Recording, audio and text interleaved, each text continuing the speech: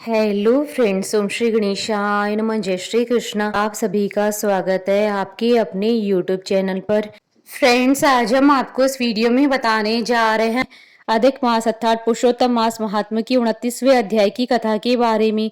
Friends, video शुरू करने से पहले आपसे रिक्वेस्ट है, अगर आप हमारे चैनल पर नए हैं और आपने अभी तक चैनल को सब्सक्राइब नहीं किया है तो प्लीज़ सब्सक्राइब कीजिएगा चैनल को, साथ ही प्रेस कीजिएगा बेल आइकन को, जिससे नए वीडियो से रिलेटेड नोटिफिकेशन आपको तुरंत प्राप्त हो सके। और वीडियो पसंद आने पर वीडियो को लाइक और शेयर जरूर कीजिएगा ताकि सभी भक्तों को इस वीडियो का लाभ प्राप्त हो सके। और कमेंट बॉक्स में जय श्री कृष्ण जरूर लिखिएगा।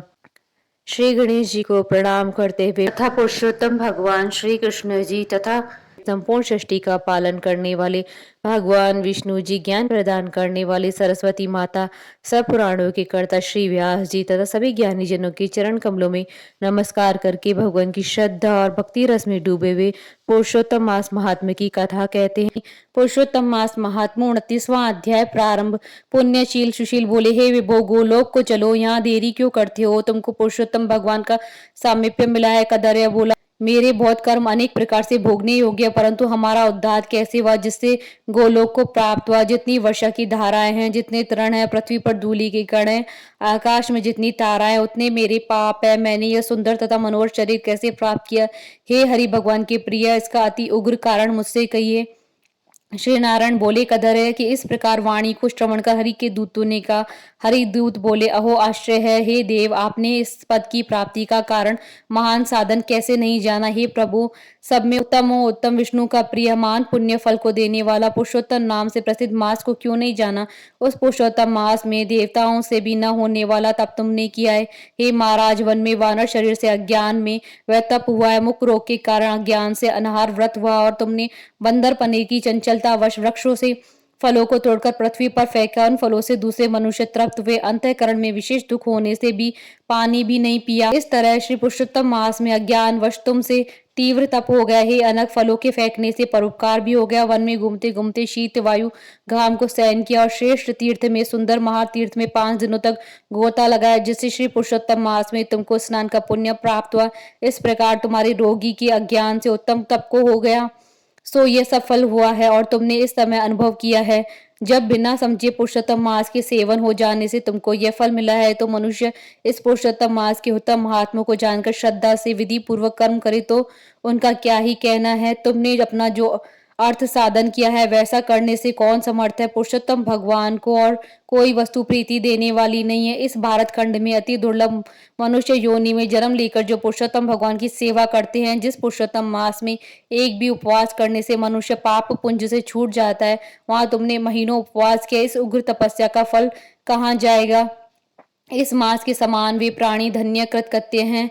वे सदा भाग्यवान पुण्य कर्म की करने वाले पवित्र हैं। उनका जन्म सफल है, जिनका सब में उत्तम पुरुषोत्तम मास स्नान दान जप में व्यतीत हुआ है। श्री पुरुषोत्तम मास में दान पितृ कार्य अनेक प्रकार की तब से यह अन्य मास की अपेक्षा कोटि गुना अधिक फल देने वाला। जो पुरुषोत्तम मास के आने पर स्नान दान से रहित रहता है, उस नास्तिक पापी शठ धर्म ध्वज खल को धिक्कार है। श्री नारायण बोले, पुण्यशील और सुशील से वर्णित अपने अदृष्ट से सुनकर चकित होता हुआ कदर प्रसन्न हो रोमांचित हो गया। तीर्थ के देवताओं को नमस्कार कर बाद में कालंजार पर्वत को नमस्कार किया और वन के देवताओं को तथा गुल्मलता को वृक्ष को नमस्कार किया। बाद में विनय से युक्त हो विमान की प्रदक्षिणा कर मेघ के समान श्याम वर्ण सुंदर पीतांबर को धारण कर वह कदरे विमान पर सवार हो गया। संपूर्ण देवताओं के देखते हुए गंधर्व आदि से स्तुत और किन्नरों आदि के से बार बार बाजा बजाए जाने पर इंद्रादि देवताओं ने प्रसन्न होकर मंद पुष्प वृष्टि को करते हुए उसका आदर पूर्वक पूजन किया। फिर आनंद से युक्त योगियों को दुर्लभ गोप गोपिकाओं से सेवित रास मंडल से शोभित गोलोक को गया। जरा मृत्यु रहित जिस गोलोक में जाकर प्राणी शोक का भागी नहीं होता, इस गोलोक में यह चित्त शर्मा पुरुषोत्तम मास के सेवन से गया। व्यास से पुरुषोत्तम मास के सेवन से वानर शरीर को छोड़कर 2 भुजाधारी मुरली हाथ में लिए पुरुषोत्तम भगवान को देखकर बहुत प्रसन्न हुआ। श्री नारायण बोले, इस आश्चर्य को देखकर समस्त देवता चकित हो गए और श्री पुरुषोत्तम की प्रशंसा करते करते अपने स्थान को गए। नारद मुनि बोले, हे तपोधन, आपने दिन के प्रथम भाग का कृत्य कहा, पुरुषोत्तम मास के दिन के पिछले भाग में होने वाले कृत्य को कैसे करना चाहिए? हे बोलने वालों में श्रेष्ठ, गृहस्थ के उपकार के लिए मुझसे कहिए, क्योंकि आपकी समान महात्मा सदा सबके उपकार के लिए विचरण करते हैं। श्री नारायण बोले, प्रातः काल के कृत्यों को विधि पूर्वक समाप्त कर बाद में मध्याह्न में होने वाली संध्या को तर्पण को करे। देव, मनुष्य, पशु, पक्षी, सिद्ध, यक्ष, सर्प, दैत्य, प्रेत, पिशाच, नाग, ये सब जो अन्न की इच्छा करते हैं वे सब मेरे से दिए गए अन्न को ग्रहण करते हैं। फिर पंच महायज्ञ को करे, उसके बाद भूत बलि को करे और काक कुत्ता को श्लोक पढ़तावा बलि देवे। इस प्रकार कहकर समस्त भूतों को पृथक पृथक बलि देवे। फिर विधि पूर्वक आचमन कर प्रसन्न होकर श्रद्धा से अतिथि प्राप्ति के लिए गो धुआने के समय तक द्वार का अवलोकन करे। यदि भाग्य से अतिथि मिल जाए तो बुद्धिमान प्रथम वाणी से सत्कार कर उस अतिथि देवता के समान पूजन करे और यथाशक्ति अन्न जल से संतुष्टि करे। फिर विधि पूर्वक सब व्यंजन से युक्त सिद्ध अन्न से निकालकर भिक्षु और ब्रह्मचारी को भिक्षा देवे। सन्यासी और ब्रह्मचारी ये दोनों सिद्ध अन्न के मालिक हैं, इनको अन्न न देकर भोजन करने वाला चंद्रायण व्रत करे। प्रथम सन्यासी के हाथ पर जल देकर भिक्षान देवे और भिक्षान मेरु पर्वत के समान और जल समुद्र के समान कहा गया। सन्यासी को जो मनुष्य सत्कार करके भिक्षा देता है उसको गोदान के समान पुण्य होता है। इस बात को यमराज भगवान ने कहा है। फिर मौन होकर पूर्व मुख बैठकर शुद्ध और बड़े पात्र में अन्न को रखकर प्रशंसा करते हुए भोजन करे। अपने आसन पर अपने बर्तन में एक वस्त्र से भोजन नहीं करे। स्वयं आसन पर बैठकर स्वस्थ चित्त प्रसन्न मन होकर जो मनुष्य अकेला ही अपने कांसे के पात्र में भोजन करता है तो उसकी आयु, प्रज्ञा, यश और बल ये चार बढ़ते हैं। दिन में सत्यम त्वर्तेन परिश्चामि, रात्रि में ऋतुम व सत्येन परिष्पृश्चामि। इस मंत्र से हाथ में जल लेकर निश्चय कर घृत व्यंजनेन युक्त अन्न का भोजन करें। भोजन से कुछ अन्न लेकर इस प्रकार कहें, भूपते नमः प्रथम कहकर भुवन पते नमः कहें, भूतानाम पते नमः कहकर धर्मराज की बलि देवे। फिर चित्रगुप्त को देकर भूतों को देने के लिए कहें कि जिस किसी जगह स्थित भूख प्यासे व्याकुल भूतों की तृप्ति के लिए यथा सुख यह अक्षय अन्न हावे।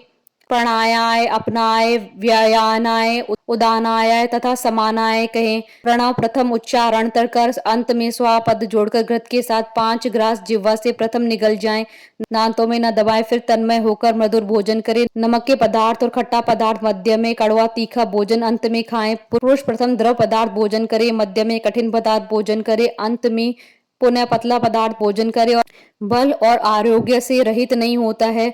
मुनि को 8 ग्रास भोजन के लिए कहा गया, वानप्रस्थी को 16 ग्रास भोजन के लिए कहा गया, गृहस्थ आश्रमी को 32 ग्रास भोजन कहा गया और ब्रह्मचारी को अपरिमित ग्रास भोजन के लिए कहा गया है। द्विज को शास्त्र के विरुद्ध भक्ष्य, भोज्य आदि पदार्थों को नहीं खाना चाहिए। शुष्क और बासी पदार्थों को विद्वानों ने खाने के अयोग्य बतलाया है। घृत दूध को छोड़कर अन्य वस्तु सशेष भोजन करें। भोजन के बाद उस शेष को अंगुलियों के अग्रभाग में रखकर अंजलि जल में पूर्ण करें। उसका आधा जल पी जाएं और अंगुलियों के अग्रभाग में स्थित शेष को पृथ्वी में देकर ऊपर से अंजलि का शेष आधा जल। विद्वान उसी तरह इस जगह मंत्रों को पढ़ता हुआ सिंचन करे। ऐसा न करने से ब्राह्मण पाप का भागी होता है, फिर प्रायश्चित करने से शुद्ध हो जाता है। अंतरार्थ है, रौरव नरक में पीप में गड़े हुए पद्म अबुर्द वर्ष तक वास करने वाले तथा इच्छा करने वाले मेरा दिया हुआ यह जल अक्षय होता हुआ प्राप्त हो।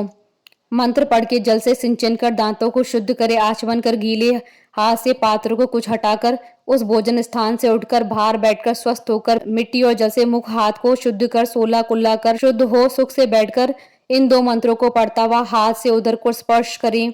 मंत्रार्थ है, अगस्त्य, कुंभकर्ण, शनि, बड़वानल और पंचम भीम को आहार के लिए परिपाक के लिए स्मरण करें। जिसने आतापी को मारा और वातापी को भी मार डाला, समुद्र का शोषण किया, वह अगस्त्य मेरे ऊपर प्रसन्न हो। इसके बाद प्रसन्न मन से श्री कृष्ण देव का स्मरण करे। फिर आचमन कर तांबूल भक्षण करे। भोजन करके बैठकर परम ब्रह्म श्री कृष्ण का उत्तम मार्ग के अवरोधी उत्तम शास्त्रों के विनोद से विचार करे। बुद्धिमान आध्यात्म विद्या का श्रवण करे। सर्वथा आजीविका से हीन मनुष्य भी एक मूर्ख स्वस्थ मन होकर श्रवण करे। जो श्रवण कर धर्म को जानता है, श्रवण कर पाप को त्याग करता है, श्रवण के बाद मोह की निवृत्ति होती है, श्रवण कर ज्ञान रूपी अमृत को प्राप्त करता है। नीच भी श्रवण करने से श्रेष्ठ हो जाते हैं और श्रेष्ठ भी श्रवण करने से रहित होने पर नीच हो जाता है। फिर बाहर जाकर यथा सुख व्यवहार आदि करे और सर्वथा सिद्धि को देने वाले श्री कृष्ण भगवान का मन से ध्यान करे। सूर्य नारायण के अस्ताचल होने पर समय तीर्थ में जाकर अथवा गृह में ही पैर धोकर पवित्र वस्त्र धारण करे। साय संध्या की उपासना करे। जो द्विजों में अदम प्रमाद से साय संध्या नहीं करता है वो गोवत पाप का भागी होता है, मरने पर रौरव नरक हो जाता है। कभी समय से न करने पर संकट में मार्ग में जो द्विज श्रेष्ठ आधी रात साय संध्या को करे। जो ब्राह्मण श्रद्धा के साथ प्रातः, मध्याह्न और साय की संध्या की उपासना करता है उसका तेज घृत छोड़ने से अग्नि के समान अत्यंत बढ़ता है। सायंकाल में सूर्य नारायण की आधा अस्त होने पर प्राणायाम कर आपो हिष्ठा इस मंत्र से मार्जन करें और सायंकाल अग्निश्चय माम इस मंत्र से आचमन करें और प्रातःकाल सूर्यश्चय माम इस मंत्र से आचमन करें। पश्चिम मुख में बैठकर मौन तथा समाहित मन होकर प्राणायाम और विहात्री सहित गायत्री मंत्र का रुद्राक्षी माला को लेकर तारा के उदय होने तक जप करें। वरुण संबंधी ऋचाओं से सूर्य नारायण का उपास्थान करें। प्रदक्षिणा करता हुआ दिशाओं को तथा पृथक पृथक दिशाओं के स्वामी को नमस्कार करें। साय संध्या की उपासना कर अग्नि में आहुति देकर भृत्य वर्गों के साथ अल्प भोजन करे। बाद में कुछ समय तक बैठ जाए। सायंकाल और प्रातःकाल भोजन की इच्छा नहीं होने पर भी विश्वदेव और बलि कर्म सदा करना चाहिए। यदि नहीं करता है तो पातकी होता है। शाम को भोजन कर बैठने के बाद गृहस्थ आश्रमी हाथ पैर धोकर तकिया सहित कोमल शैया पर जाए। अपने गृह में पूर्व की ओर सिर करके शयन करे। ससुर के गृह में दक्षिण की ओर सिर करके शयन करे। परदेश में पश्चिम की ओर सिर करके शयन करे, परंतु उत्तर की ओर सिर करके कभी शयन न करे। रात्रि सूक्त का जप करे और सुख शाही देवताओं का स्मरण कर अविनाशी विष्णु भगवान को नमस्कार कर स्वस्थ चित्त हो रात्रि में शयन करे। अगस्त्य, माधव, महाबली, मुचुकुंद, कपिल, आस्तिक मुनि ये 5 सुखशाही कहे गए हैं। मांगलिक जल से पूर्ण घट को सिर के पास रखकर वैदिक और गरुड़ मंत्रों से रक्षा करके शयन करें। ऋतु काल में स्त्री के पास जाएं और सदा अपनी स्त्री से प्रेम करें।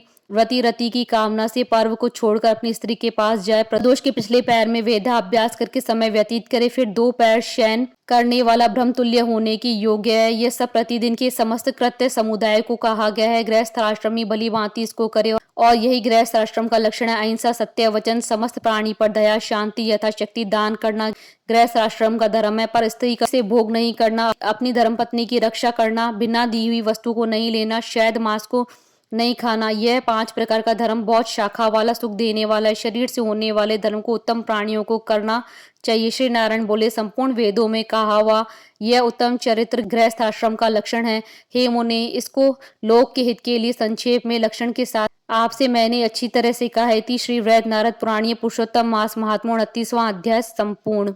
बोलिए भगवान श्री हरि विष्णु जी की जय, सनातन धर्म की जय।